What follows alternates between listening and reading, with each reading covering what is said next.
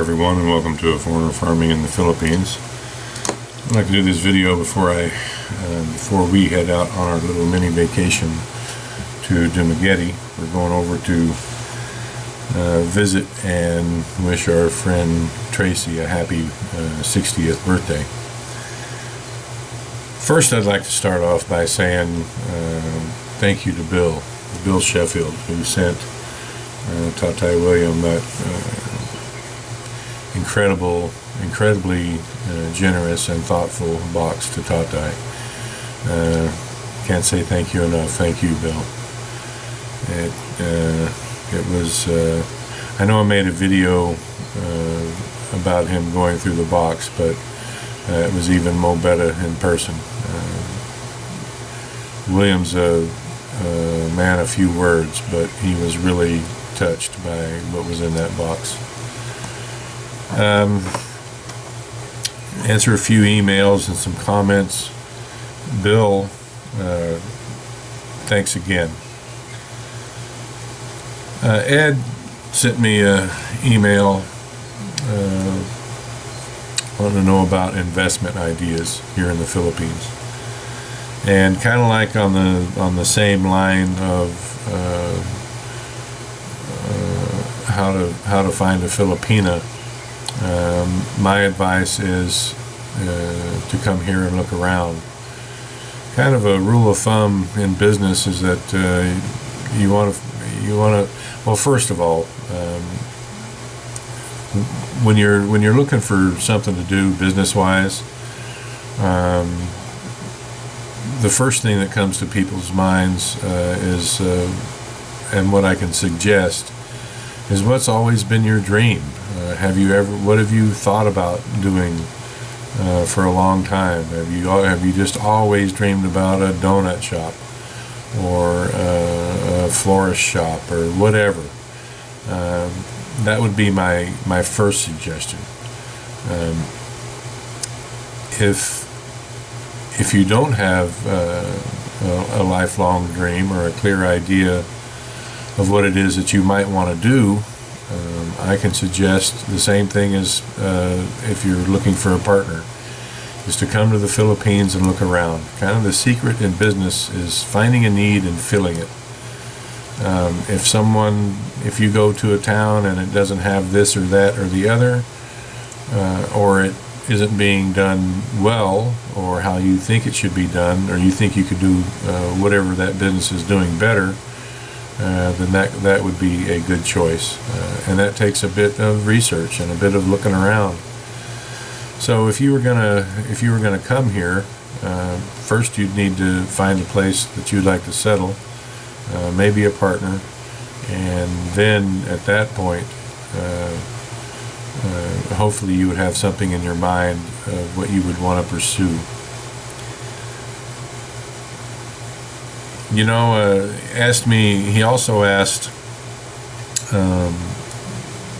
what would be good to invest in besides a piggery.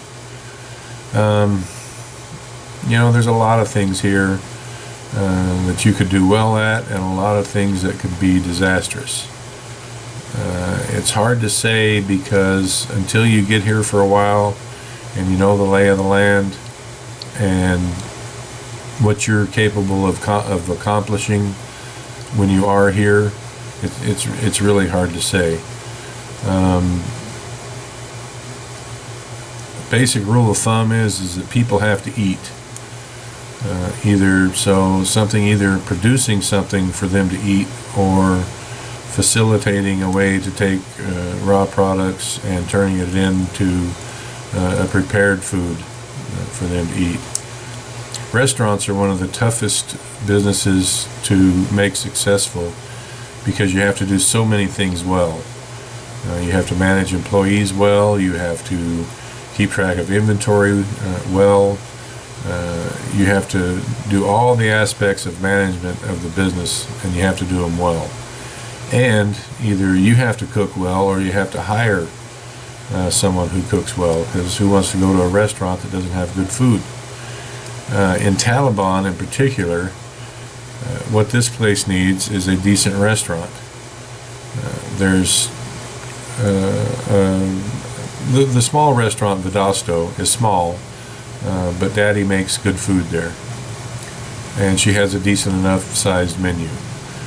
The ambiance, not so much. On the other end of that scale is a restaurant called Chelan's that's over the water, right at the beachfront. And at one time, it was the going restaurant in Talibon. But as often is the case with businesses in general in the Philippines, the owners don't maintain things well. They don't reinvest into the business. They just take their profits out of it and run. Let's just say it like it is. So it hasn't been that well maintained, and it went from being the most popular restaurant in Talibon and even in the surrounding towns, and this to just I don't even go there anymore because it's just so pathetic. The service there is horrid. You could come in and sit down at a table and wait for 30 minutes for one of the untrained and unqualified waiters or waitresses to show up. If you go there with a large party, some of you will get your food and some of you won't. The orders are never correct. The food used to be decent enough if you didn't mind waiting for it, but now the food's gone off as well. And I don't care if I'm hurting anybody's feelings at Chelan's. It just sucks. It's a pathetic example of a restaurant, and I wouldn't recommend that anybody go there. Other business ideas, you got to make up your own mind. You can Google search all kinds of franchises that are available in the Philippines, from 10 or 20,000 peso investment up to tens of millions. That kind of depends on your budget and how much profit potential that you would need to realize. Also wanted to know about leasing land, because I'd made some comments about it being if you're worried about buying land here, why not lease it, and the prices involved. That's pretty much between you and the owner of the land. A common lease here is 5 years for a business lease. If it's something with a home or something like that, it's kind of up to you. If it's a farm, you might be able to get a 25-year lease for it. The prices would be what you would consider astoundingly cheap. There isn't really a set lease price based on value of the property. What's more often done here rather than a lease is what is called prenda, and it's basically just a loan that is taken out against the property, and in most cases the production of that property goes to the person that loaned the money, and it can be forever. It's until the loan is paid back. And Tatay's land is a perfect example. He got a 50,000 peso loan against his hectare of land that has 750 rubber trees on it, which gives about 15,000 pesos of income every month.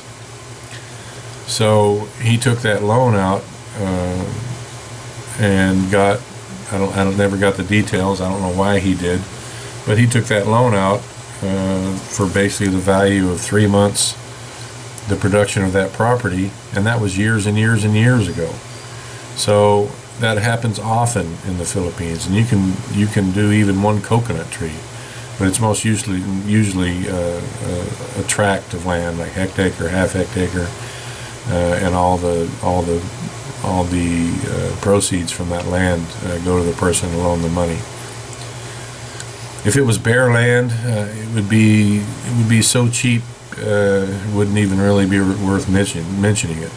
If you found a hectare of land here that you just wanted to lease, and you went through an attorney and had it all done legal right to protect your rights should that owner pass, protect you from the heirs, so on and so forth, a couple 100,000 pesos for 25 years. and I'm just pulling that. I'm just pulling that out of the air. It's not much. It would be much less than what you would think. It's no 1.5% of value. It's no 6% of value. It's cheap. In my experience, it's cheap.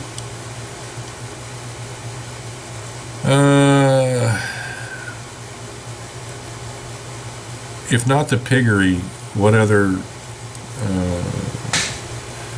avenues of livestock would I do? That's a tough question. We are working on something right now, which I'm going to keep under my hat for a while. It depends on the individual. It depends on what you want to do.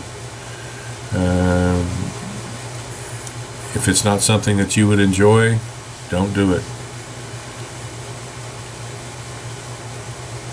I would. Someone asked about, because of this disease that is just rampant in China now, and it's spreading Vietnam, Cambodia, other countries. I think Canada even has a problem right now. South America. I mean, it's spreading all over the world. It affects pigs, and there's no vaccine for it. And I think in this comment, this gentleman had said that feed sales in China have fallen 40%, and that's because 20% of the pigs have died, and they're not restocking the piggeries, and that's another 20% of the feed. And his question was, what did he think the future of pig farming was outside of China? And my opinion is that in the price in a year, I anticipate the price of pork going up 50%. It's already gone up. The farm gate price has already gone up about 20%. China is such an incredibly huge producer of pork that there's no other countries that can pick up that slack, not that I know of, and not in a hurry. It's kind of like soybeans. There's two main producers of soybeans, the United States and Brazil. And if either one of those, some calamity was to happen and either one of those producers went offline, there's nobody else that can do it in any large scale quickly. So China's their pork production is falling, and I haven't heard of any bottom in sight. It's going to get worse before it gets better, simply because I'm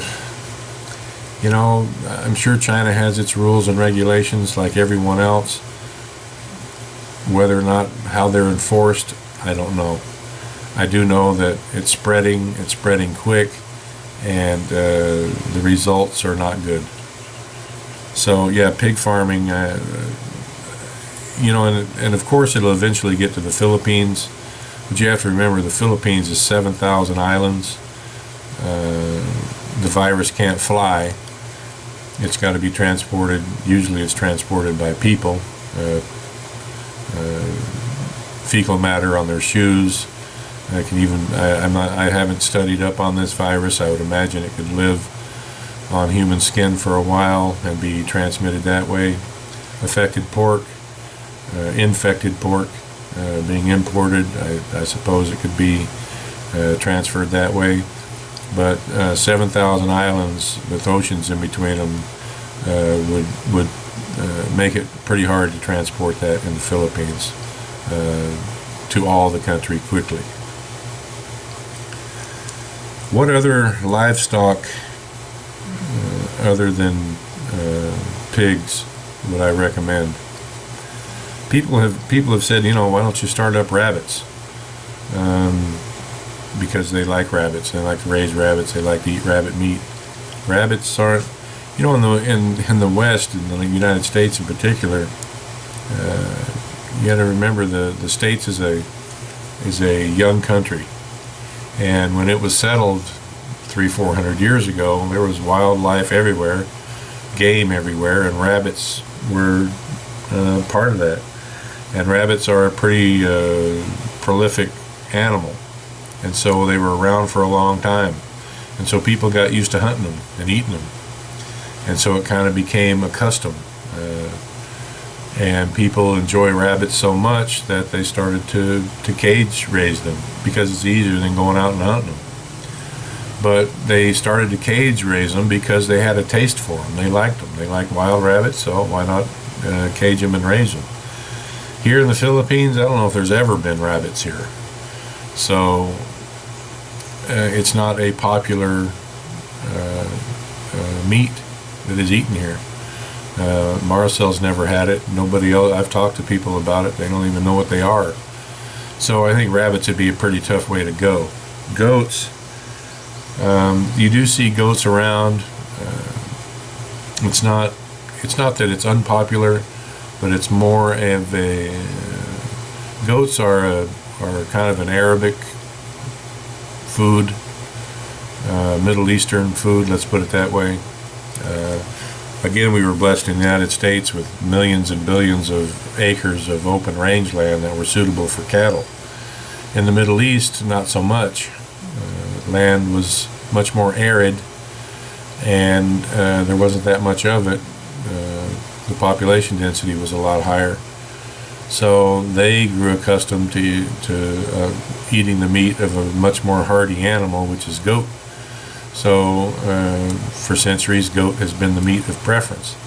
There aren't that many Arabs in the Philippines, and the Filipinos like goat, I would say, but this is a pork and chicken country. Beef, there is a bit of a call for beef here. If someone, and I had this idea when I researched it when I first came here. And my sister-in-law and brother have a large cow and calf operation in Northern California. And the cows you see here are just scrawny, stunted, some kind of an old breed, I would assume from Spain. They look like a Brahma. They're not a real good-looking cow. If I had thought that if I could even get bull sperm imported here, a good Angus or a white face, Hereford, something like that, and even cross it with the local cows that are here, you'd end up with something pretty decent. And if you could go along those lines, wanted to make that happen, I think you could make money raising cows here if you could provide enough security for them. You got to remember, a yearling calf is more than 2 years salary for your average Joe here, and so it would be really easy just to walk off with 2 years worth of salary. It would require extensive fencing, security as well, for cows anyway. Lastly, we're leaving on this trip this morning, and I made a video yesterday of us buying our ferry tickets, and deleted it before I uploaded it. And yesterday I had thought that I had deleted the video of Tatai opening his box before I had it uploaded, and I even went down and I made another kicking the rock down the road video of the things that Bill had sent in the box. But then I did find the video, but I was really, really upset that I had thought that I had deleted that video out of the memory of the camera before I had it uploaded. The point being is that my memory is getting questionable at best. So if you have sent me an email, it could be important to me, and especially if it's important to you, and I haven't responded or addressed it in a video, and it's been more than a week, send it again. All I can say is that it's not that I'm sure that it wasn't that it was important to me, it's just that it slipped my mind. So if it was important to you, if you had a question that you wanted answered, something that needed a response and I didn't respond, please just send the email again and remind me. I would appreciate it. So I'm going to wrap it up. Thank you, everyone. Please like, comment, share, and subscribe.